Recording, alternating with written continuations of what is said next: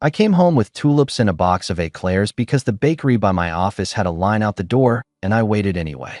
I set them on the counter and said I'd grabbed her favorite. She didn't look up from the sink.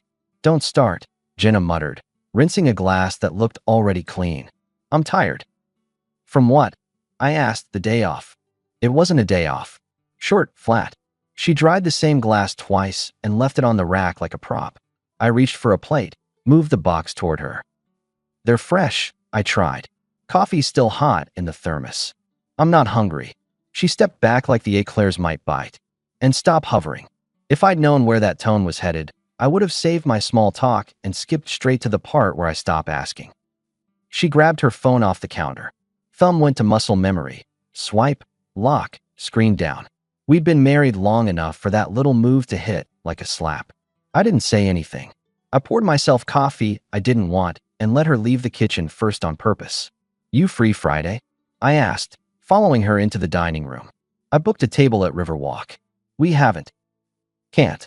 She pulled a tote onto her shoulder, already moving toward the door. "Girl's thing." "Another one." "It's not another one. It's the one we planned." No eye contact. "Don't wait up." "Noted." I slid the flowers into a jar because the vase was missing, like a lot lately, weirdly, and put the eclairs in the fridge. "I'll bring you one tomorrow." "Whatever," she said, and that was that. The last months had been a series of whatever. Cold shoulders, the dead face at dinner, the phone that lived face down. I used to chalk it up to stress. Then I ran out of excuses and started keeping score. She was on her girl's thing, so often the girls must have needed name tags. Calls at odd hours. Whispering in the kitchen with the door half closed. "It's work," she'd throw over her shoulder, even on her day off. And the night she got home late, smelling like a bar, she brushed past me saying, "Don't be ridiculous." And I stood there looking at her shoes and made another mark on the mental ledger. I tried to fix it the way you fix a crooked shelf. Dinners. A weekend in the mountains. I booked a couple's massage she canceled 20 minutes before with migraine. Everything bounced. One night, I opened our shared map app because I was looking for a hardware store, and her little icon wasn't where it should be. It was across town, down by the old industrial park where the city trails off into houses with big yards and boats on trailers. My thumb hovered. I told myself to breathe. Then I grabbed my keys. The backyard belonged to a beige ranch with a new fence. Motion lights washed the grass in hard white.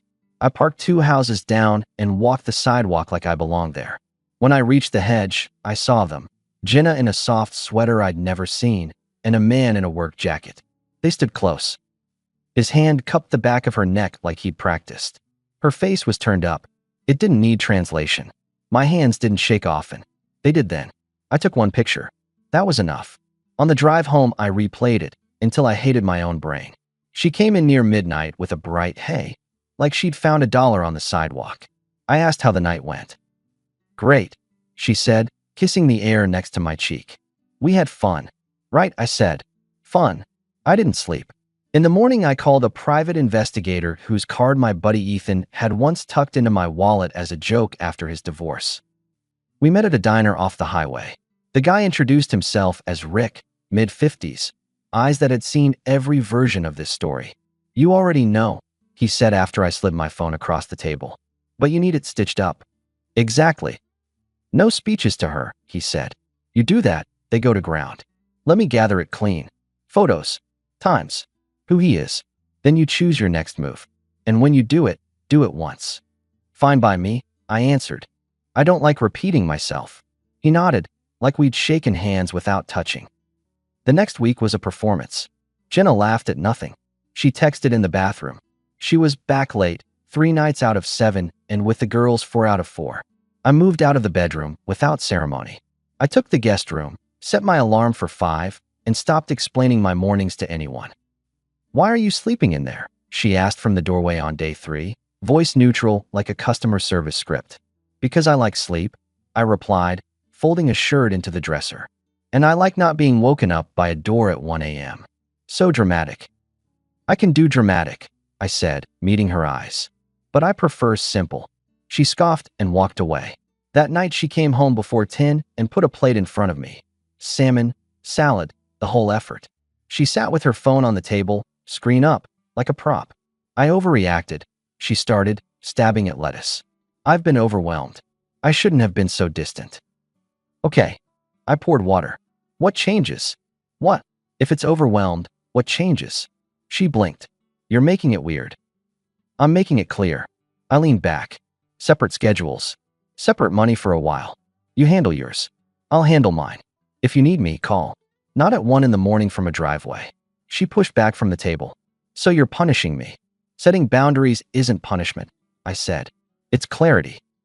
She softened her face like a stage light had changed. I can try more, she offered.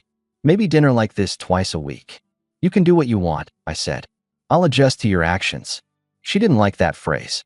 It didn't come with a slot to jam guilt into. 2 days later, Rick called. Got him, he said. Name's Aaron. Married. Sales. Lives over by the river. I have dates. Spots. Video. He's not careful. I stared out at the shop floor through my office window while forklifts beeped. His wife. Lisa, Rick said. You want that contact? My advice is wait. But I know you. You'll call. He wasn't wrong. I wasn't built to sit quietly in a burning room. I reached out. We met at a roadside cafe with Formica tables and a view of the gas station. She walked in cautious but steady, early 30s, hair up, a ring still on. I stood. Lisa, I said. Yeah, she answered, studying my face. You must be Mark. Why am I here? I placed the photos on the table. The ones I took. The confirmation. She didn't cry. She didn't curse. She looked for a while like someone memorizing a map. I suspected, she said quietly. I hoped I was wrong. We're in the same room, I answered. She nodded once and exhaled. What now? Now we compare notes, I said. And we stopped being the only two in the dark. We traded times like baseball cards. Her work trips. His late clients. Rick's timestamps. The pattern was insultingly neat. She closed her notebook and glanced at me. They won't stop, she said flatly. No, I agreed. They found a script they like. So what do you want to do? Be done, I said, cleanly, without shouting. She tapped the edge of the table. I can do that. She looked up. I want one day without lies first. You'll have it, I told her. And so will I. On my way back to the office, I called Ethan. He's the guy in our shop who reads the manuals no one else opens. He knows every process and most of our employees' birthdays. He also has a mouth like a nail gun. Checking in on you, he said. You look like you've been living on black coffee in spite. I have a plan, I told him. I'm not sharing yet. Good, he said. Because if you go off half-cocked, she'll run circles and tell you you're the problem. You're not. Move like you mean it. I intend to. That night, Jenna came home early again with takeout and a bottle of something she never bought. She put on music. She asked about my day like she remembered my job. I was thinking, she started, leaning on the counter. We could do a weekend at the lake next month. Reset a little. I'm booked, I replied, checking my calendar though I'd already cleared it. I'm taking some time. With who? She challenged. Solo, I said. Projects I've ignored. People I haven't seen. So you're punishing me, she repeated. If you say it enough, it won't become true, I answered deadpan. We operate on informed consent now. You do your evenings. I do mine. We compare notes if there's respect. If there isn't, we don't. That is the coldest thing you've ever said. No, I said. It's the clearest. She prepped a third girls' night that week. Blow dryer. New perfume. Bag packed like she was moving in somewhere. She paused in the doorway to the guest room. Don't wait up, she tossed, testing my reaction like a lab experiment. I won't, I said, and returned to my spreadsheet. I was already doing the math on the house, the accounts, the car. Not to punish, to separate. Friday afternoon, she texted from the driveway. Out of town with the girls till Sunday. Don't call. I sent back a thumbs up. The message got delivered. I watched the tiny read, note appear and disappear. Within an hour, Lisa sent me a screenshot. Aaron had written, client dinner, then early drive tomorrow. Don't wait up. We both knew the script. We met 30 minutes later in a hardware store parking lot. No trench coats, just two people who were done being stupid. You ready? She asked, leaning on her sedan. More than ready, I said. But we're not going to lurk in hedges. We're going to do something else. Good, she answered. Because I didn't bring binoculars. We drove to my place. I let us in. The house smelled like the candle Jenna always burned to make the kitchen look like a catalog. On the table, I laid out 2 manila envelopes. Inside were printed timelines, photos, and simple paperwork. No speeches. No dramatics. I added a note. Sign when you get back. No arguments. We both know the facts. I left a pen. You're not going to wait? Lisa asked. No, I said. I'm going to the coast. You're coming, if you want the quiet day you asked for. Now. Now. She smiled for the first time since the diner. Let's go. We drove south. The road unwound past farm stands and used car lots. We didn't talk much at first. It wasn't awkward. It was the sound of no lies. I feel like I should feel worse, she said an hour in, watching the tree line slide by. Is that wrong? It means you've been in the bad long enough that the absence of it feels like relief, I replied. No need to dress it up. We stopped at a cafe where the owner wiped the same spot on the counter and poured coffee like he was paid per refill. We sat outside and watched gulls steal fries. It wasn't a date. It was triage.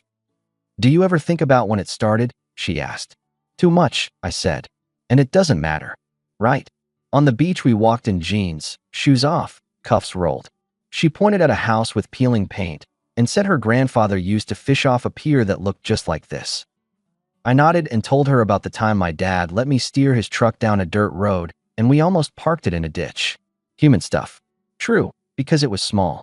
That evening we rented a weathered cottage with a deck that faced the water and a grill that had seen better summers. We bought groceries. I sent a single photo from the deck. Me, son behind me, coffee in hand, Lisa in the background laughing at something dumb on TV. The caption, celebrating clarity. Paperwork's on the table. Sign it. The read receipt popped up. Then nothing. 5 minutes later my screen lit. Where are you? Jenna wrote. I'm home. Where are you? At the beach, I sent. You'll manage. You're with her, she typed. This is disgusting. You're late to that conclusion, I replied, and blocked her number.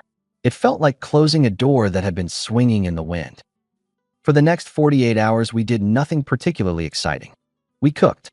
We watched the water change color. We slept without alarms. We didn't touch. It wasn't that story. It was 2 people taking a breath. Back home, Jenna tried other channels. Email. Messages from numbers that shouldn't have had mine. I didn't engage. I wasn't running. I was done. Ethan texted a row of skull emojis, and then heard anything. I sent him a photo of the envelopes on my dining table, both with signatures when I went back Sunday night. He replied, clean. Monday morning at the shop, I brought in donuts for the crew and a new schedule for myself. I pulled Ethan aside. I'm taking the next 2 Saturdays, I told him. How's stuff? Finally building that deck, he grinned. Finally clearing dead weight, I answered. He didn't need the footnotes. At lunch, Jenna showed up at my workplace. She wore the sweater from the backyard. Bad choice. She walked across the concrete floor like it was a runway and stopped at my table. The guys went silent like someone had turned down a knob. We need to talk, she said. We did, I answered. You found paper on the table. You're blowing up our life over nothing. That envelope contained dates, times, photos. I told her evenly. It didn't say nothing anywhere. She lowered her voice. You're humiliating me.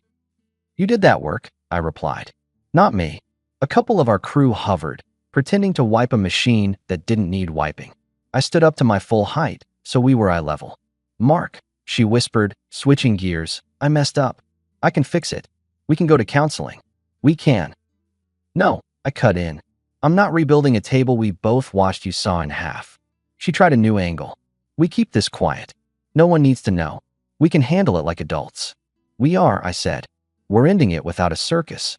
I set a boundary in public because she tried to test me in my space. I'm going back to work now. You can call your ride. Her mouth opened, then shut. She looked around, saw no friendly eyes, and left. Ethan walked up and handed me a wrench. That was a masterclass, he said quietly. You didn't even raise your voice. I don't plan to start now. That night, there was a bag missing from the closet and a dent in a throw pillow like it had been punched. I slept in the guest room with the door shut. The next day, Lisa texted a check mark and a picture of her own table with papers on it. Signed, she wrote. No drama. Good, I replied. Keep moving. Jenna tried soft again. A casserole in the oven the night after. A note that said, We could try fresh. I can show up. I made a plate, ate it, washed the dish, and left the pan clean on the stove. I didn't respond to the note. The next morning, she brewed coffee early and handed me a mug like a peace offering. I'm serious, she said. You're throwing away years. I'm throwing away disrespect, I corrected. Years are just a number. You can't end a marriage by leaving a file on a table, she snapped, the sugar voice dropping. I didn't end it that way, I replied. You ended it outside a beige ranch. She flinched, not because she felt bad, because I named the thing without embroidery. I picked up my keys. I have a meeting. You can be out by Friday or stay till the 31st. Your call. Just don't wait for me to argue. That window's closed. At the shop, I told HR to switch my emergency contact from Jenna to Ethan and my brother. I updated my beneficiaries. Adult moves. No meanness. Just lines. New world. Ethan said, watching me sign. You alright? I'm not a lamp, I said. I don't need to be alright to function. On Thursday, our neighbor Kayla, who runs the neighborhood Facebook page like it's her third job, waved me over. You okay? She asked, eyes sharp. I saw a car last week. Parked weird. Not yours. I'm making changes, I said. You need anything? Holler, she said. And for the record, you always took your trash cans in on time. That counts on our street. I actually laughed. Good to know. Friday came. Jenna packed. She moved like a person staging a scene. Loud zippers, sighs, half-closed drawers. She kept waiting for me to step into the script and ask where she was going, what she planned, how we could fix it. I didn't audition. Weekend with the girls, she announced from the hallway, bag on her shoulder. Don't wait up. Have a good one, I said, not looking up from my laptop. She hesitated. You don't even care. I care enough to stop pretending, I answered. Drive safe.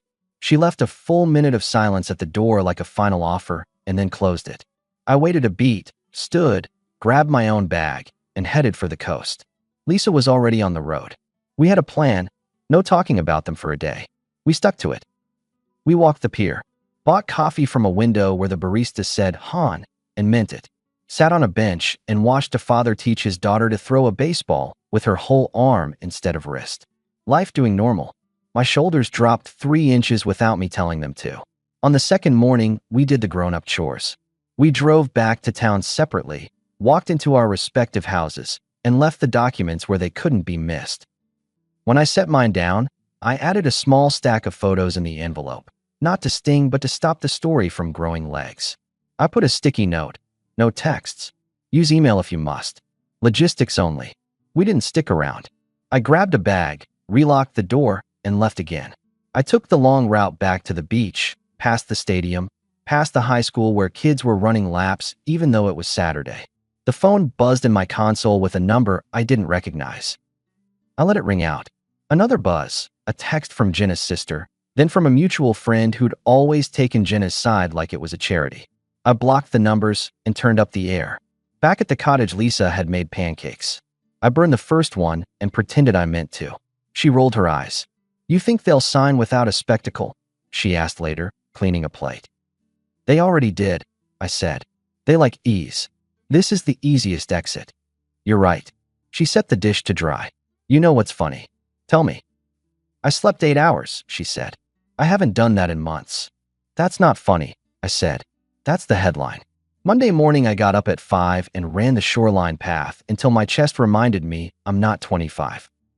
I fixed a cabinet door at the cottage because it squeaked and no one else was going to fix it. Then I drove back into town for work. On my desk was a padded envelope. Inside, Jenna's ring, the house key, a note with 3 sentences about mail and utilities.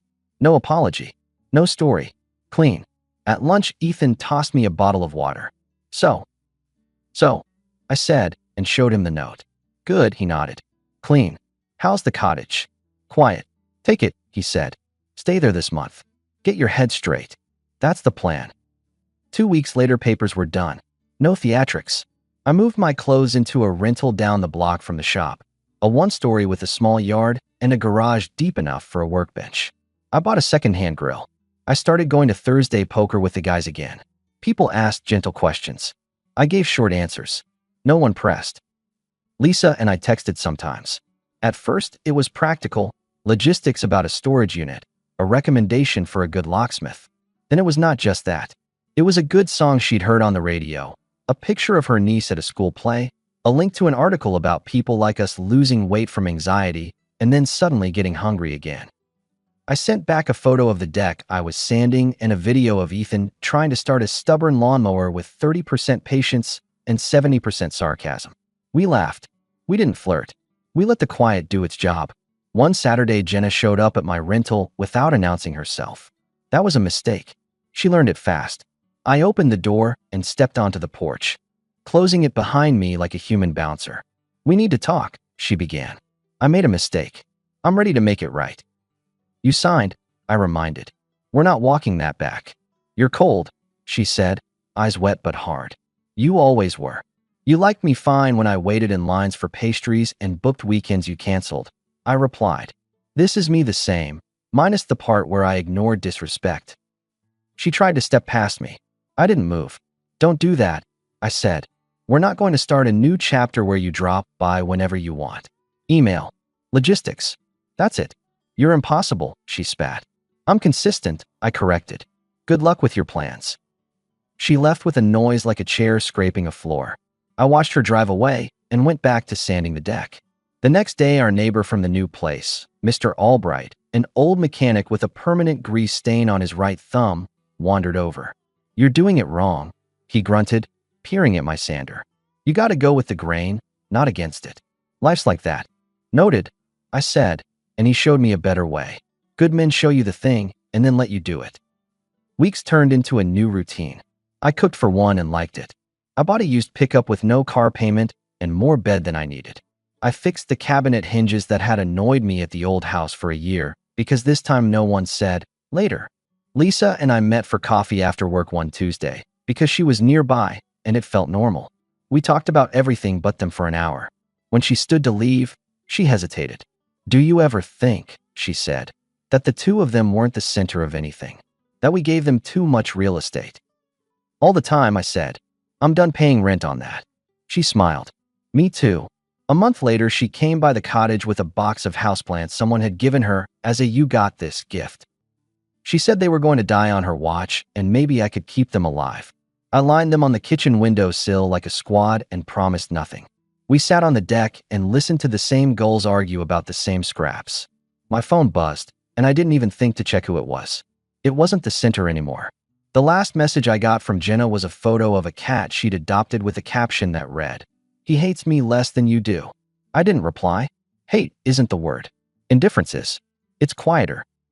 My life filled in fast with normal. Saturday mornings at the farmer's market. Poker on Thursdays. A toolbox that stayed where I put it. Work that stayed at work. No extra duffel bags at the door. No apologies written like press releases. Lisa and I took a hike one weekend without telling anyone. No cameras, no proof, because the point wasn't to be seen. It was to keep walking. When people ask what happened, I don't give a speech. I say the truth. I stopped tolerating disrespect. I drew a line and stuck to it. The rest fell in place. The last time I saw Jenna was at the grocery store. She had a cart with a basil plant and 2 bottles of cheap wine. She glanced at me like I was a weather pattern she hadn't planned for. "How's life?" she said, fake casual. "Better," I answered. "Yours?" "Fine," she lied. We nodded like neighbors and moved on. I got home and texted Lisa a photo of the basil I bought to match. She sent back a laugh and a threat to steal it if I let it wilt. Months later, the deck at the cottage is finished. The grill works. I've got friends who stop by unannounced and always bring something. There's a woman who sends me photos of sunsets and asks what I'm making for dinner and sometimes shows up with a bag of groceries. We didn't rush into anything. We didn't need to. We'd both had enough speed. As for Jenna, I hear in passing that the girls are tired. The newness burned off. The beige ranch changed hands. None of that has anything to do with me. The only part that did was the paper I left on the table and the photo I sent from the water with a cup of coffee and a sentence that ended it clean. When I think back to the night with the tulips and the eclairs, I don't get angry. I remember standing there offering peace and getting a shrug. That's the moment I should have seen it. I see it now. I did what grown men do when the respect leaves. I stopped debating it. I changed the access, and I walked. I didn't slam a door. I closed it. That's the difference that matters. Now the only doors that open are the ones I choose. And the life on the other side is quiet, honest, and mine.